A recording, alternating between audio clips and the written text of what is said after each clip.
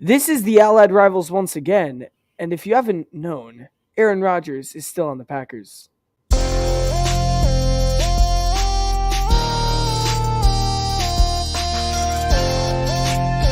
Boy, is it good to be a Packers fan. Allied Rivals.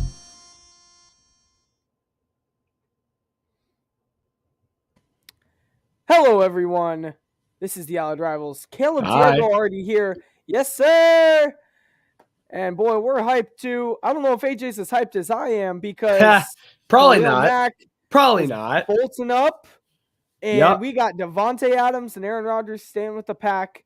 So AJ, before I ask you how are you doing, Yeah. how you feeling about Khalil Mack?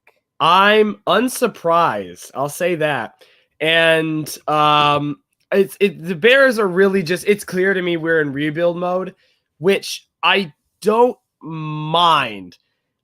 Ryan Poles, if he ends up being great, he ends up being great. But we have traded Mack, which creates crazy amount of cap space. We have cut Eddie Goldman, and we cut Tariq Cohen, who I love, but he hasn't been healthy in 3 years. So I can't say I'm surprised. We're in rebuild mode. We have a decent core to build around. So I'm not as disheartened as you'd probably expect. I'm more mad about what we got back, but I'm not necessarily mad about the fact that we traded him, if that makes sense. Makes sense. So you doing okay? I'm hanging in there. Yeah, I'm all right. Yeah. Alrighty. Good stuff, man. All right, so let's see.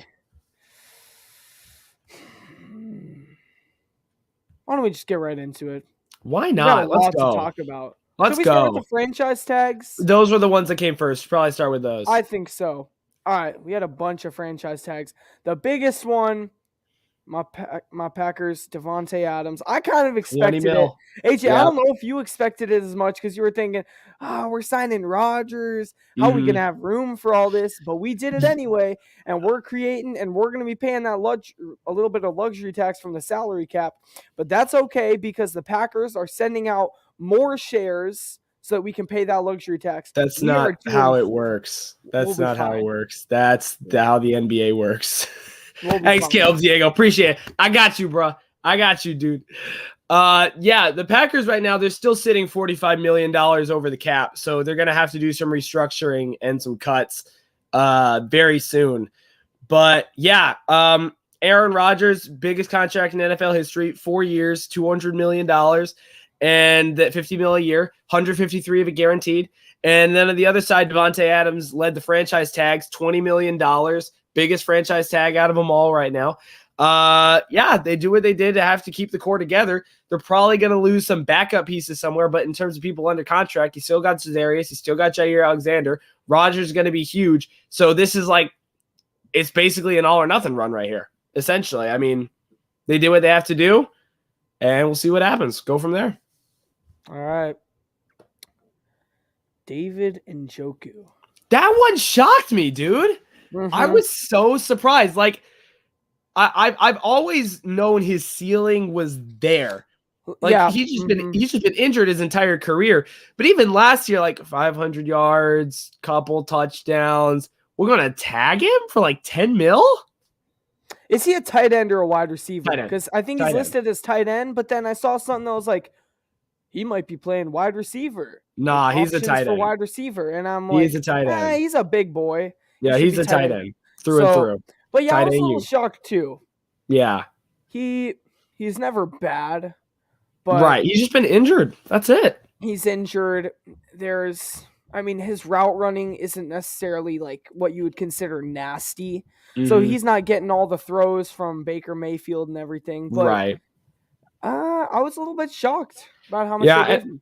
And I mean, on the other, well, you don't really get to choose how much the tag is, though. So because you don't get an option. The average of the top five in his players in your right. position, typically, Right. unless you tag them twice, then other rules apply. But yeah, and I mean, granted, half of his catches have been taken by Austin Hooper over the last 2 years as well. So he's been splitting time, hasn't been time to be a true X. And then the question of his stats and targets is we saw what happened to OBJ when he went from Baker to an elite quarterback in Matthew Stafford, and he turned into classic OBJ.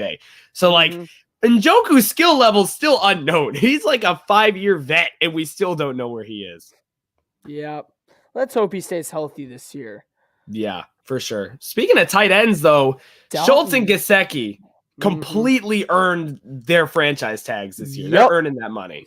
I was not surprised at all by Dalton Schultz, especially. Yeah. I think he's just such a big piece in the offense. He knows it so well. He fits in so well. Yep. And they had what the Cowboys had. Well, they just traded away Amari, which we'll talk about in a minute. But we talk. Let's see. Cedric Wilson, I believe, was a free agent. He's a free agent. Gallup's free agent. Michael Gallup and this guy. And I was like, Dalton Schultz is the one that is definitely getting tagged. Oh yeah, 110%. Absolutely. Great choice. He's amazing. Yeah, and on the other side, Mike Goseki was the most consistent Dolphins wide receiver this year most consistent Dolphins target outside of Jalen Waddle. Like Fuller was in and out for a multitude of reasons, and Davante Parker couldn't stay healthy. Like I remember when they got Fuller and Waddle, we're like, oh, this could be a scary trio. It literally ended up being Waddle for most of the season. And Goseki's a nasty red zone threat. He's got great hands. Totally earned that from Miami as well. So tight ends are making bank so far when it comes to franchise tags. Yes, they are. And you know who else is making some bank? Mr. Orlando Brown. Yeah. And this was a man that definitely deserved it. I mean, he's one of the top in the league. He was, I'd say, him and Teron Armstead were like the top two free agents. Oh, yeah. At offensive line this year, for sure. Line, right. Yeah, I'm not too surprised they tagged him. I mean, it's a lot of money, but it's so worth it. Especially to protect Mahomes. Yeah. Oh, yeah. We saw what happened when he didn't have an offensive line. It wasn't good. Yeah, and I'm wondering if they're going to try to even establish their run game even more this year. Maybe drafting an offensive lineman this year in like one of the first few rounds. But Orlando's definitely one of those veteran, like really great guys you want to have in your locker room, leader. Oh, yeah. Great player. So, yep. And he's really young too. So like if he does great, he's penciling in that extension by week 8. Oh, yeah. AJ, were you surprised by this one? Chris Godwin. I'm not surprised per se. I guess the Bucs didn't want to commit to it. And with Antonio Brown now gone, you got a little bit of extra cap room where that would have been. You want to keep Godwin there. He's an elite NFL wide receiver. He still almost ended up with 1,000 yards last year despite leaving near the end of the season. He's definitely the most productive when it came to week-to-week production in Tampa Bay's receiving core last week. And pairing him up with Mike Evans is just great. They play off each other so well. Godwin's such a smooth route runner. Evans is big. He's one of the best jump ball receivers in the league. They pair great. So whoever's at quarterback for Tampa is going to have a great time still because you got both of them right next to each other. So it was a little shocking that they tagged him, but if you're Tampa, you're like, we got, arguably a top 5 receiver, definitely top 10 receiver in the NFL. We'd like to keep him if we can. And then they try to work out a contract down the line. Yep. A little surprised. Yeah, I was a little surprised. I thought they might put a little more into their quarterback. I mean, there's still plenty of time, right? But right. You don't know who you're getting at quarterback. I mean, maybe they bring in Deshawn Watson or something. Oh my gosh. Boy, but weird. Yeah, we'll talk about Deshawn later. Yeah. But yeah, I was a little shocked. I think the quarterback is a little more important for Tampa right now. Yeah. Yeah. But yeah. On the other hand, the Bucs did lose some receivers. I mean, they like when they won the Super Bowl, they were stacked at the receiver position. It was the same team. Same team.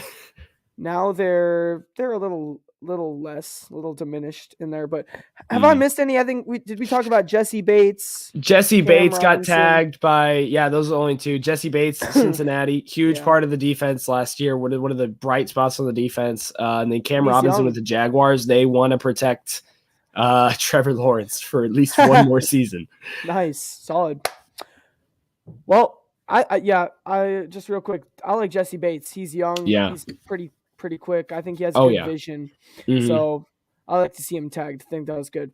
AJ, let's talk about something not so exciting. Yeah.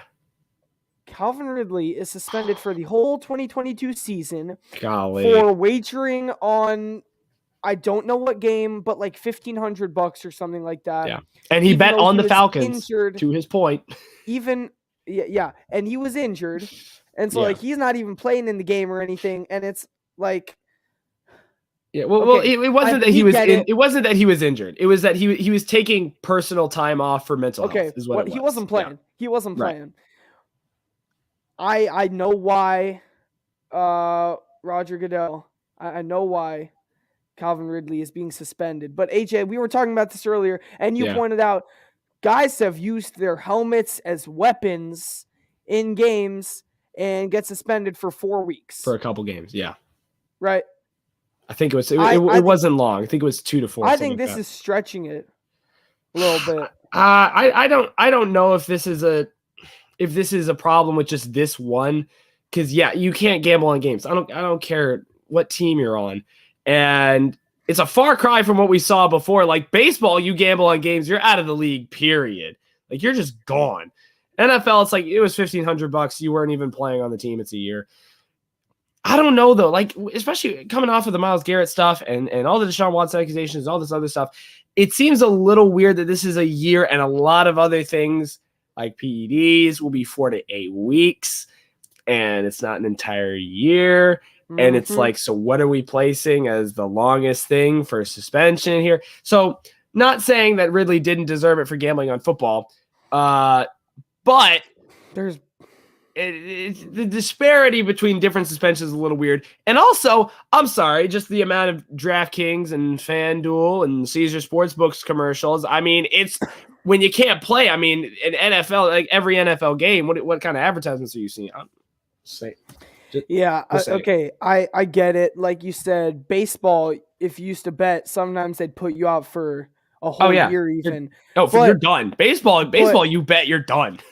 You're done just for your career. Like, not always. Black Sox. But then there's the other hand. Well, that was also fixing games. But okay. Still. But as you pointed out, just some of these things seem like, isn't that way worse? Like, you just gave this guy concussion and a broken rib by slamming your helmet into his head.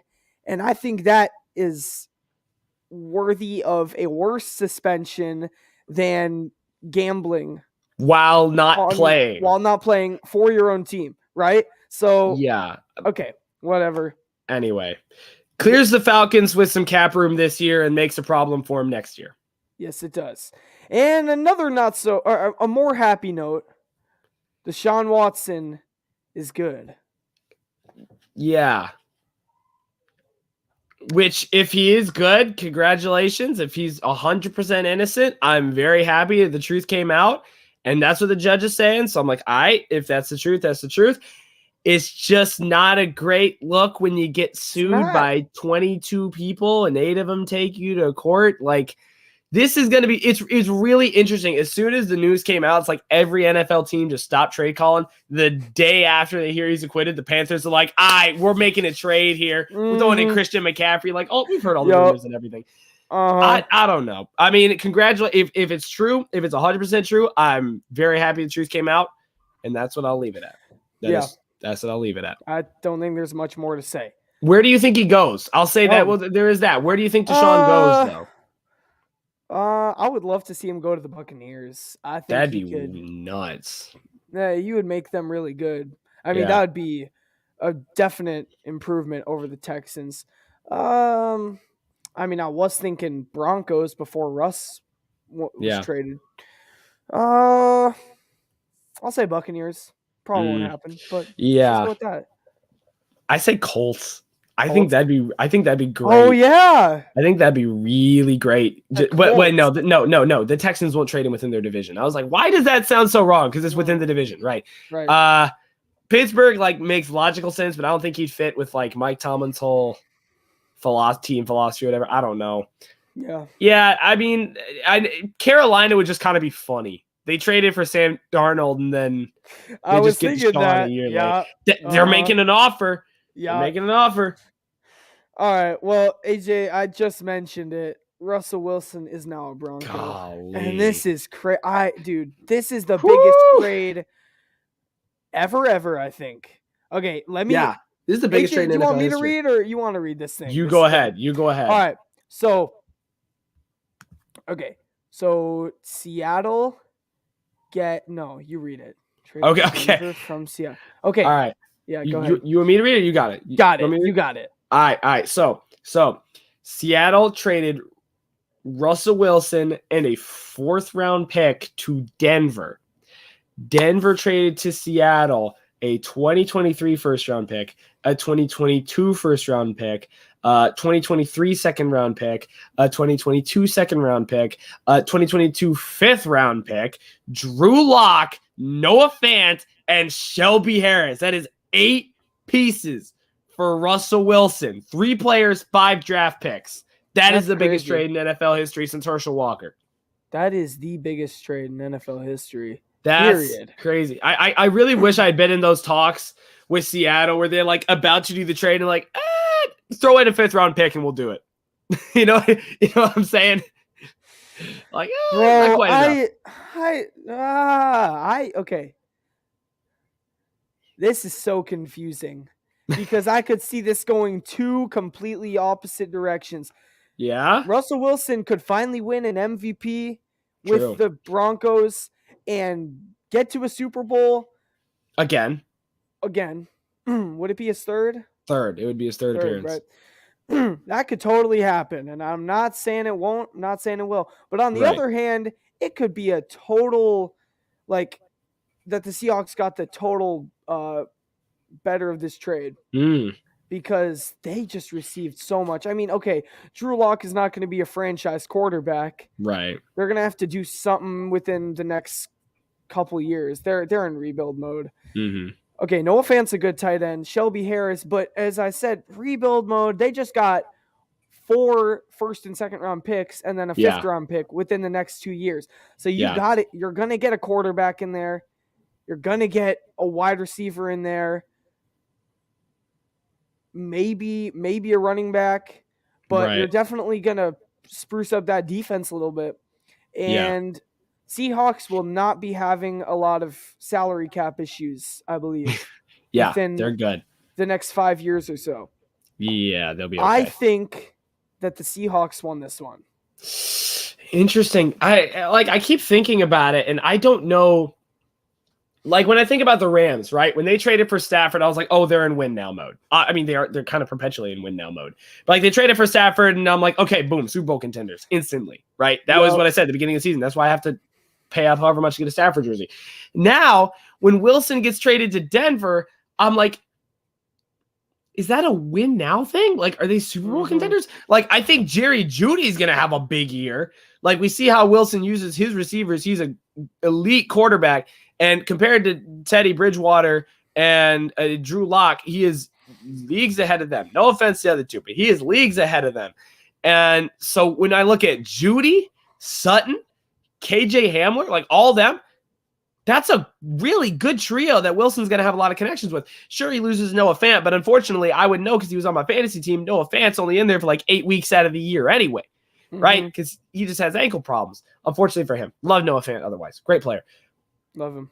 But the thing is, I'm like, do I think Denver's good enough to win now? I think they have the O-line. I think they have the offense for sure. But their defense is like steadily kind of lost pieces a little bit. Like they can run the football. Javante is going to have all the running room he wants. They got Russell Wilson. They got an upper tier quarterback in the NFL right now. They have a solid young receiving core. So I'm like, they're only a couple pieces away from winning. So maybe the one advantage is they traded away a lot of their draft picks this year and saved most of theirs next year. Maybe that's the big key for me. Is that, look, if I had to trade, I'll give up my draft this year for Russell Wilson, like half the draft for Russell Wilson. Yeah, I'm not against it. I think it's pretty even as of right now, but a lot of it depends on who the Seahawks draft. That's the biggest thing for me, I think. It's who they get out of the draft, because Drew Lock and Shelby Harris and Noah Fant are solid players. Drew Lock is inconsistent, so we'll just see what happens in Seattle. But Russell also got traded from the hardest division in the NFC to the hardest division in the AFC, so I mean, he'll be right at home. For me, whether this trade is fair or not is how good Russ plays. Right. Because see, if Matthew Stafford would have made the Rams terrible, I would have said, "Hey, nice job, Lions. You just got rid of a man that has amazing stats, but he cannot lead a team to wins." But Matthew Stafford got them to a Super Bowl, which means that the Rams won that trade big time. Yeah. Huge. If Russell Wilson leads the Broncos to a Super Bowl or to a good year at least, the Broncos win this trade undoubtedly. Oh, but yeah. if he doesn't, Seahawks didn't lose much. Yeah, and I think the biggest thing for Denver is that they play their rivals tough. The AFC North is a tough, AFC West. AFC West is a tough division to go in and win. Like we saw all the Chargers Raiders was nuts last year. Broncos Chiefs is always a slugfest. So if it's in Denver's eyes and they're like, look, we see Justin Herbert and Patrick Mahomes every single week going out and slinging the rock for 300 yards and 3 touchdowns, and Derek Carr doing his best. Look, everybody hates on Derek Carr, but he had probably more adversity than any other quarterback in the NFL this season outside of Trevor Lawrence. Going out there and making the playoffs. If we're playing them this close, all we need is a QB. So we'll see. All righty. Well, I'd say let's move through these last few pretty decently because we got the big ones down. But Amari Cooper is now a Cleveland Brown. I'm sorry, Amari. I don't totally understand. Okay, I do understand, but not totally. Right. Because free agents Michael Gallup and Cedric Wilson. Right. Which means you're not going to have a whole ton of receivers. Right. Because obviously I think CD will be your number one. Oh, for sure. They tagged Dalton Schultz, but Amari, he's a big piece in that offense. And I was shocked they gave him up because I always thought he had a decent connection with Dak. Not as quick of a developed one as Dak did with CD because that is just beautiful that was thing to watch. But Amari was a great piece in that offense, and I am kind of surprised. Yeah, I think with Amari, this is just business. If the Cowboys could keep Amari Cooper, they would. But they gave him a big contract. He's making $20 million this year, and they need pieces to be able to make a Super Bowl run. The running game is a great 1-2 punch. If they re-sign Gallup and Wilson, it'll for sure be cheaper than $20 million. And both of them played real well when Cooper was out. And so their defense just needs 1 or 2 pieces. Maybe you re-sign Van Der Esch. Maybe you get some help at corner to help out Trayvon Diggs, get him somebody else on the other side. And then you make a run at the Super Bowl. I think this is just pure business. That's it. That's all it is. Yeah. It's too bad because the Cowboys definitely would have kept him. Oh yeah, if they could, yeah. But they had $2 million left with Cooper still on the roster. Yep. Well, let's see. Carson Wentz is now back in the NFC East as a Commander, which means that the Colts are finding another starting quarterback, which means that for the past 7 years, they have not had a quarterback that has stayed for that has started for 2 consecutive years. So that's kind of crazy. But now we're here to talk about Carson Wentz. Carson Wentz, it is time to be the first ever starting quarterback of the Washington Commanders. Still disappointed in the name. Some of the jerseys aren't bad, but the name is kind of sad. Come on now. I'm not giving you any more applause than that. No, okay. All right. So, what do you think? How's this going to work out, AJ? The Colts have one of 2 options. They either go the veteran route again this year, or they draft a quarterback and kind of just hope Taylor kind of carries them. We've said before, they have a great defense. They have a great O-line. The Carson Wentz, Frank Reich experiment didn't quite work out. Wentz is back with the Commanders. I don't know what they're doing. I think they're just thinking this is the lamest division in the entire NFL. And so if we just have serviceable talent everywhere, we'll be good. There were a lot of 2nd and 3rd round picks thrown around in the draft. If Wentz starts 70% of the year, Colts get a 2nd rounder instead of a 3rd rounder. So there's some good value picks in there for Indianapolis to try to clean up a couple positions they may need this offseason. But Indy is in a weird spot where I feel like they're a receiver and a quarterback away from making a real threat at a championship. Mm-hmm. So I guess Wentz just wasn't it. All right. Well, how do you think Wentz will do being a Commander? I think it'll be really weird watching him play the Eagles twice a year. That's going to be really weird. He's going to have fun with McLaurin, but as soon as they and Logan Thomas, but outside of that, they need some help. They really do. And let's just hope Chase Young can have an amazing year this year. Yeah. So that Carson Wentz doesn't have to throw 4 touchdowns a game. Yeah. Let's just hope that. Moving on. Another big piece. Bobby Wagner is released. Are you kidding me? Yep. Okay, we know it's going to happen. I was shocked. I'm not going to lie. I was shocked. I was. That they just straight up cut him without trading him. I heard reports about it for like 2 weeks before it actually happened. And it's just like, yeah, they're going to have like no veterans. It's going to be all young guys. They're going to try to make it work as best as they can. This team is going full rebuild. Yeah, 100%. And whoever picks up Bobby Wagner, that's going to be huge because you're getting a team leader, you're getting a run stopper, you're getting a tackle, 150-plus tackle a year monster. Mm-hmm. It's just sad to see him go. You know, it's like it's almost like a Larry Fitzgerald situation where you kind of wanted to see him on the team his whole career, but it's kind of like the end of the Legion of Boom. Like he's like one of the last pieces of just that whole defense. Yeah. It's crazy. Well, let's see. We talked about this a little bit, but you're fine. Khalil Mack is.